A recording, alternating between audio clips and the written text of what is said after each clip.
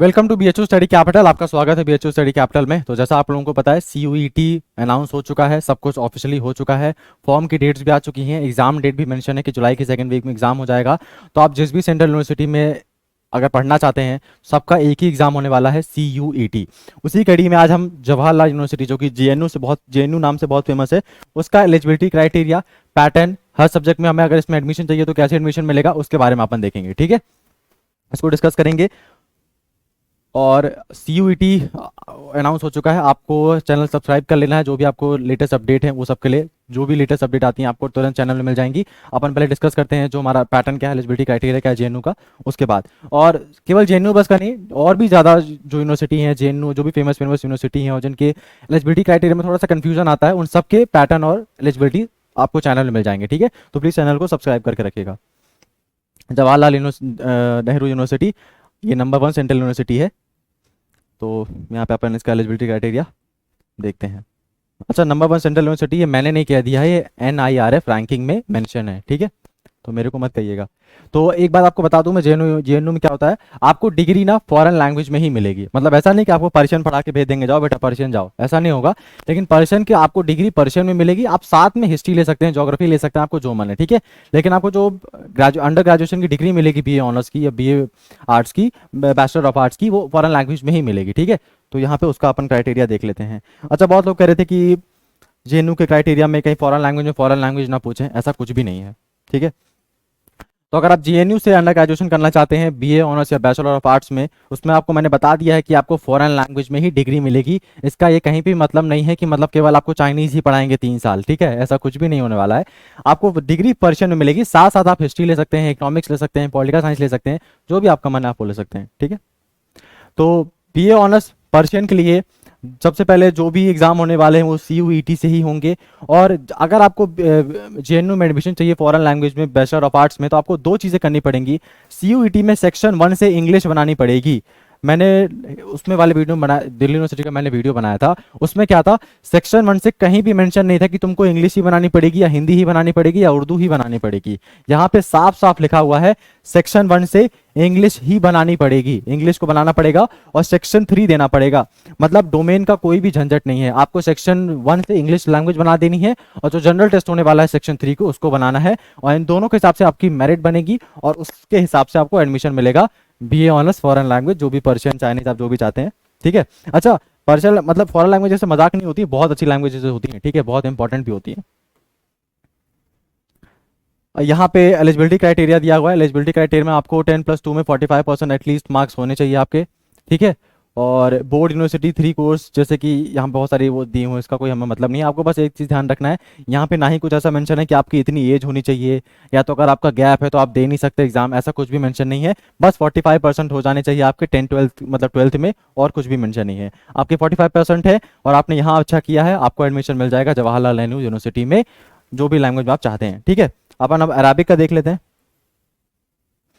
BA honours Arabic में भी same है, और सेम ही चीज़ है, आपका सभी एग्जाम सीयूईटी के द्वारा ही होगा।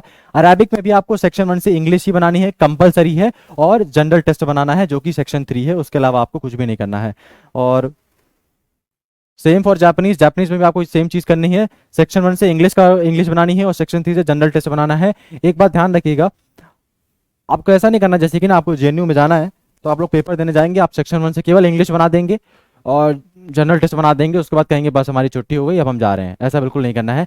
आप जेएनयू के लिए एलिजिबल हो रहे हैं, बहुत अच्छा करेंगे तो जेएनयू मिल जाएगा। ठीक है, लेकिन जेएनयू के जनरल टेस्ट में मान लो आपको कुछ हो गया, अच्छा स्कोर नहीं कर पाए, तो आप डोमेन वाला ही बना के आइए कि जो यूनिवर्सिटी डोमेन डिमांड कर रही है आपको वहां एडमिशन मिल जाए। ठीक है, जेएनयू ने स्पेशली कह दिया है कि मेरे को सेक्शन 1 से इंग्लिश लैंग्वेज चाहिए और सेक्शन 3 से जनरल टेस्ट बनाना है। लेकिन डीयू ने क्या डिमांड किया है, सेक्शन 1 से आप कोई भी लैंग्वेज बना दीजिए और डोमेन से 3 सब्जेक्ट बना दीजिए। तो मान लेते हैं अगर आपको जेएनयू में एडमिशन चाहिए, आपने सेक्शन 1 से इंग्लिश बना दिया, ठीक है, और सेक्शन 3 से आपने जनरल टेस्ट बना दिया, जनरल टेस्ट इतना अच्छा नहीं चला गया, कुछ वजह थी तो अच्छा नहीं चला गया। ठीक है, तो अभी क्या, डोमेन वाला जो सब्जेक्ट है, अगर आप डोमेन भी बना देंगे, सेक्शन 1 से इंग्लिश बहुत अच्छा चला गया और डोमेन से आपकी हिस्ट्री, ज्योग्राफी और पॉलिटी बहुत स्ट्रांग है, आपकी वो भी बन गई, तो आपको जेएनयू तो नहीं मिलेगा क्योंकि आप जनरल टेस्ट अच्छा नहीं गया, लेकिन आपको दिल्ली यूनिवर्सिटी जरूर मिल जाएगा क्योंकि आपने डोमेन अच्छा कर दिया। ठीक है, तो ये बहुत अच्छी अपॉर्चुनिटी है। अगर एक बार आपका कुछ चांस बिगड़ जाता है तो आप उसमें रिकवर कर सकते हैं। अगर जनरल टेस्ट अच्छा नहीं गया तो आप डोमेन बहुत अच्छा कर दीजिए। और लास्ट में एक टिप्स दूंगा मैं, जो कि मेरे को समझ में आ रही है, बाकी आपको विपुल भैया बहुत डिटेल में बताएंगे। ठीक है, कोरियन लैंग्वेज चाहिए एकदम सब कुछ सेम है, बस आपको इंग्लिश बना देना है और जनरल टेस्ट बना देना है और कुछ भी नहीं करना है। चाइनीज लैंग्वेज चाहिए तो चाइनीज में चाइनीज सीख के नहीं आना पड़ेगा, बस सेक्शन 1 से इंग्लिश लैंग्वेज बना देना है और सेक्शन 3 से जनरल टेस्ट बना देना है और कुछ भी नहीं। ठीक है, यहाँ पे ऐसा कुछ भी मेंशन नहीं है कि आप अगर बिहार बोर्ड से पढ़ें तो आपको एडमिशन नहीं देंगे। और यहाँ पे एक और देखिए, मिनिमम एज 17 साल है। ठीक है, मिनिमम एज यहाँ पे 17 साल मेंशन की गई है, मिनिमम एज 17 साल यहाँ पे मेंशन की गई है। मैक्सिमम एज का ऐसा कुछ क्राइटेरिया डिफाइन नहीं है जेएनयू में। ठीक है, और सभी जनरल लैंग्वेज में आपको एक सेम चीज़ करनी है, इंग्लिश टेस्ट होगा आपका सेक्शन 1 से और जनरल टेस्ट होगा आपका सेक्शन 3 से। अब यहाँ पे कुछ बहुत लंबा लिखा हुआ है, अपन उसको एक बार देख लेते हैं, कुछ इंपॉर्टेंट ना हो। ये आपको मैंने बता दिया 45% होना चाहिए। ठीक है, 17 साल की कम से कम उम्र होनी चाहिए आपकी, इससे इससे कम नहीं दे पाएंगे एग्जाम। बस और कुछ भी ऐसा मेंशन नहीं है कि अगर आपका गैप है तो आप एग्जाम नहीं दे सकते, सब कुछ दे सकते हैं। बीए ऑनर्स स्पेनिश में क्या करना है, स्पेनिश में भी आपको सेक्शन 1 से इंग्लिश का टेस्ट बनाना पड़ेगा और सेक्शन 3 से जनरल टेस्ट बनाना पड़ेगा, इसके अलावा और कुछ भी नहीं है। अब यहाँ पे आता है हमारा थोड़ा सा डिफरेंट कोर्स, ये क्या BA honours bachelor of arts वाले कोर्स से है ना। अब जेएनयू में जो बीएससी एमएससी इंटीग्रेटेड प्रोग्राम इन आयुर्वेदा बायोलॉजी, अगर आपको आयुर्वेदा बायोलॉजी में एडमिशन चाहिए जेएनयू में तो सबसे पहले सीयूईटी एग्जाम देना पड़ेगा और उसमें आएगा क्या, सेक्शन 1 से संस्कृत टेस्ट होगा आपका, सेक्शन 1B से संस्कृत टेस्ट होगा आपका आयुर्वेदा बायोलॉजी में। और आपको सेक्शन 2 से आप डोमेन सब्जेक्ट बनाने पड़ेंगे, physics chemistry biology and mathematics for this program. मतलब यहाँ पे साफ साफ लिखा हुआ है कि सेक्शन 1 से संस्कृत देना पड़ेगा अगर आयुर्वेदा बायोलॉजी में एडमिशन चाहिए। और यहाँ पे जैसे ऊपर क्या लिखा हुआ था कि सेक्शन 3 का जनरल टेस्ट होगा और कुछ भी मतलब नहीं है, लेकिन यहाँ पे साफ साफ मेंशन हुआ है कि आपको डोमेन देना पड़ेगा। डोमेन में physics and chemistry are compulsory, compulsory मतलब इनके बिना काम नहीं चलेगा, इनको बनाना ही पड़ेगा। और बायोलॉजी और मैथमेटिक्स में आपके पास ऑप्शन है, जो भी अच्छा आता है वो बना दीजिए। ठीक है, यहाँ पे देखिए, यहाँ पे साफ साफ लिखा हुआ है, in case a candidate opt appears for both biology and mathematics the subject test with higher marks will be considered for merit। अगर आप बहुत ही क्रांतिकारी हैं, मतलब बहुत ही होशियार हैं, अगर आप 4 के 4 सब्जेक्ट बना देते हैं, फिजिक्स केमिस्ट्री बायोलॉजी मैथमेटिक्स और संस्कृत भी बना देते हैं, ठीक है, तो डिमांड तो केवल 3 ही सब्जेक्ट की थी, तो फिजिक्स केमिस्ट्री तो कंपलसरी है, उसमें तो कोई सौदे उसमें तो कोई वाली बात ही नहीं, मतलब उसको तो कंपलसरी है। आपको मैथमेटिक्स और बायोलॉजी में जिसमें ज्यादा नंबर होंगे ना, आपके वाले नंबर कंसिडर कर लेंगे। ठीक है, general test for admission in JNU candidate not appearing in all 3 section 1B Sanskrit, section 2 physics chemistry maths and biology and section 3 general test. अच्छा, ये बहुत ज़्यादा टफ कोर्स है जेएनयू में। आयुर्वेदा बायोलॉजी में आपको ध्यान से सुनना, सेक्शन 1 से संस्कृत बनानी पड़ेगी, सेक्शन 2 से physics chemistry biology, physics chemistry compulsory है, बायोलॉजी मैथमेटिक्स में कोई एक चीज़ बनानी पड़ेगी और साथ साथ जनरल टेस्ट भी देना पड़ेगा।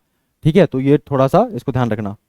और अब अगर आपको मंगोलियन सीखनी है तो मंगोलियन के लिए भी एक ही रास्ता है, सेक्शन 1 से इंग्लिश बना दीजिए और सेक्शन 3 से जनरल टेस्ट को कर दीजिए। ठीक है, अब भाषा इंडोनेशिया उर्दू सब में कुछ भी ज़्यादा डिफरेंस नहीं है। ठीक है, सब में सेम चीज़ है कि सेक्शन 1 से इंग्लिश बना देना है और सेक्शन 3 से जनरल टेस्ट को बना देना है। ठीक है, और ये पश्तो लैंग्वेज है, उज्बेक लैंग्वेज है, हिब्रू लैंग्वेज है, हिब्रू बहुत इंशियंट लैंग्वेज है हिब्रू लैंग्वेज। ठीक है, इसमें भी इंग्लिश बना देना है और सेक्शन 3 से जनरल टेस्ट को कंप्लीट करना है। पाली लैंग्वेज भी है, पाली लैंग्वेज के बाद आप बुद्धिस्ट टेक्स्ट आराम से पढ़ पाएंगे। ठीक है, और सेक्शन 3 से जनरल टेस्ट आपको बनाना है, सब में सेम ही है, कोई ज़्यादा डिफरेंस नहीं है। अगर आपको संस्कृत कंप्यूटेशनल लिंग्विस्टिक अगर आपको चाहिए तो इसमें भी संस्कृत कंप्यूटेशनल लिंग्विस्टिक है, लेकिन इसमें कहीं भी संस्कृत की डिमांड नहीं की गई है। सेक्शन 1 से इंग्लिश को तो बना देना है और सेक्शन 3 से जनरल टेस्ट को कंप्लीट कर देना है। ठीक है, अब बहुत ज़्यादा टाइम वेस्ट मैं नहीं करूँगा। योगा फिलॉसफी के लिए भी English and general test, Vedic culture के लिए भी English and general test. Sanskrit के लिए आपको क्या करना है, संस्कृत के लिए भी आपको इंग्लिश बनाना है सेक्शन 1 से और सेक्शन 3 से जनरल टेस्ट को देना है। ठीक है, मतलब कहीं पे भी ऐसा कोई स्पेशल डिमांड नहीं है, बस एक ही चीज़ है, इंग्लिश जेएनयू को बहुत रिक्वायर्ड है ना। मतलब सेक्शन 1 से इंग्लिश बनाना ही बनाना पड़ेगा और सेक्शन 3 जनरल टेस्ट में अच्छा स्कोर करना पड़ेगा, तो जेएनयू में किसी भी कोर्स में आपको एडमिशन मिल जाएगा आपकी मेरिट के हिसाब से। बस आयुर्वेदा बायोलॉजी वाले में ध्यान रखिएगा, उसमें थोड़ा सा अटपटा है, उसमें संस्कृत बनाना पड़ेगा, physics chemistry mathematics and biology बनाना पड़ेगा और जनरल टेस्ट भी देना पड़ेगा। ठीक है, तो ये था हमारा वो, यहाँ पे थोड़ा सा अलग क्राइटेरिया जो कि आपको मैंने बता दिया है कि आपके 45% होने चाहिए, 17 साल की मिनिमम उम्र होनी चाहिए। ये केवल किसी कोर्स में मेंशन है, मतलब सभी कोर्स में ऐसा मेंशन नहीं है।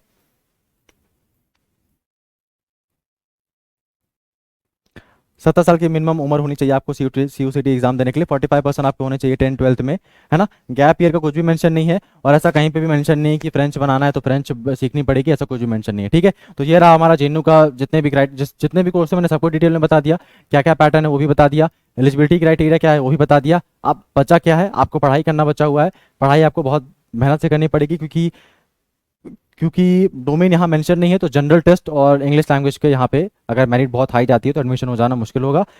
अगर आपको थोड़ा सा हेल्प चाहिए, गाइडेंस चाहिए, तो हमारे चैनल में जो हमारे कोर्स है आप उससे जुड़ सकते हैं। व्हाट्सएप पर जो नंबर नीचे जो घूम रहा है आप उसमें कॉल से कर सकते हैं, व्हाट्सएप में हमारे कांटेक्ट कर सकते हैं, आपको डाउनलोड कर सकते हैं और अपनी तैयारी को एकदम मजबूत बना सकते हैं। ठीक है, और सबसे स्पेशल बात, अभी 50% का ऑफ चल रहा है, तो बिल्कुल भी वेट मत करिए। Thank you.